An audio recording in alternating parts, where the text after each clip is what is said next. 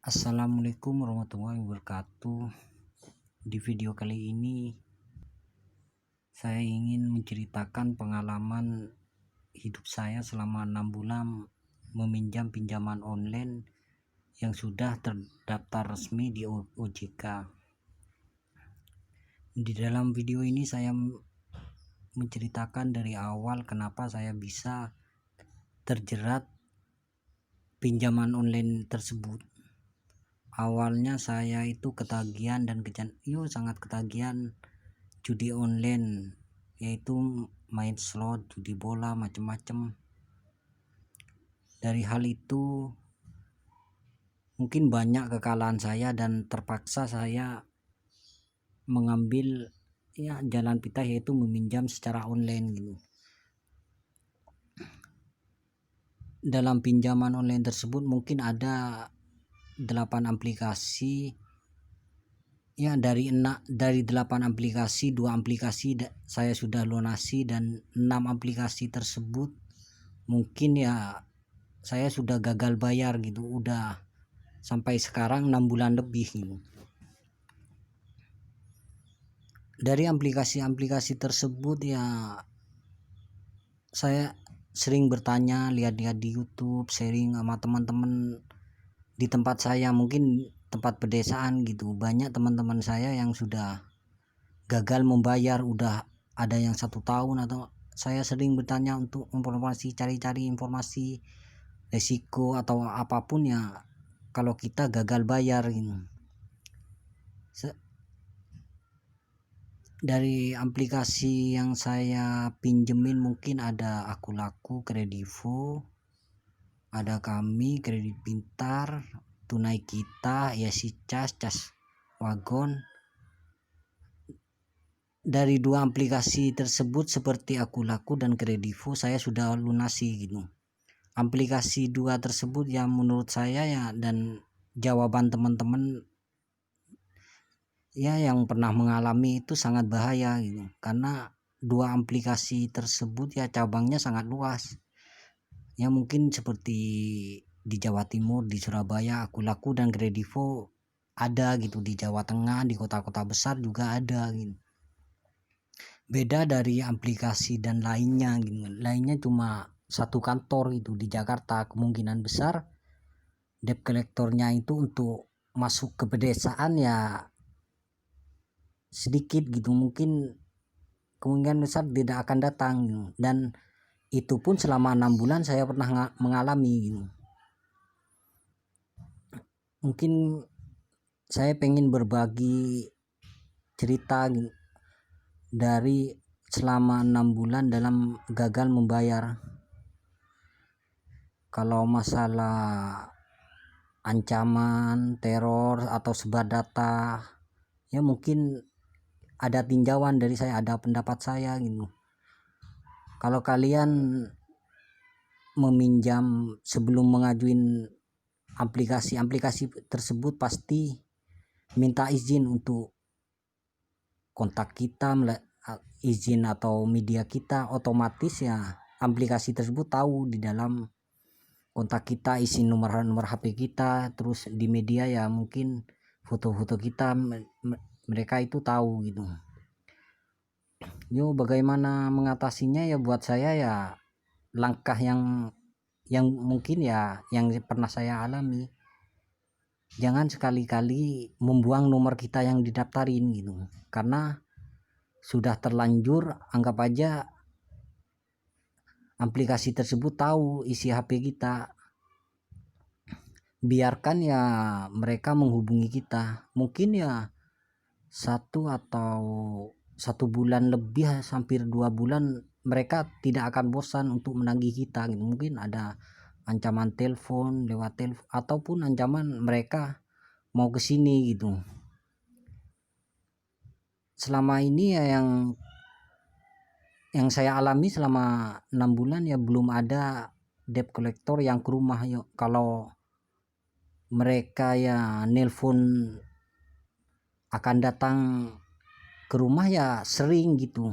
Kita tinggal jawab aja gitu. Mereka pasti sebelum mau datang ke rumah tanyain dana yang kita miliki gitu. Tidak mungkin kan debt collector itu jalan dari Jakarta terus ke desa terpencil, hasilnya ntar kosong gitu. Itu udah rugi 2 kali gitu.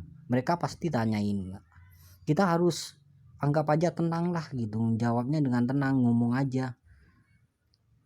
Kalau mau kesini ya kesini saja gitu. Kalau masalah dananya ya dananya nggak ada gitu. Untuk mereka pasti mikir 2 kali untuk menemui kita gitu. Dan untuk penyebaran data dari nomor itu ya mendingan nomor yang kita aktifin ya jangan dimatiin gitu, jangan dibuang gitu. Biarin mereka menghubungi kita terus gitu. Ya mungkin, tapi kita harus kuat mental dengan ancamannya gitu.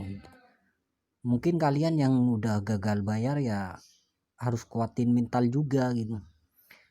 Kalian, aku ya selama 3 bulan ya pertamanya ya sama-sama juga, sama resah, makan nggak enak, tidur nggak enak, tiap ada sepeda motor di depan rumah, mobil gitu, saya selalu ketakutan gitu, takut langsung ada. Tetapi ya selama 6 bulan ini yang aku alami bener gitu.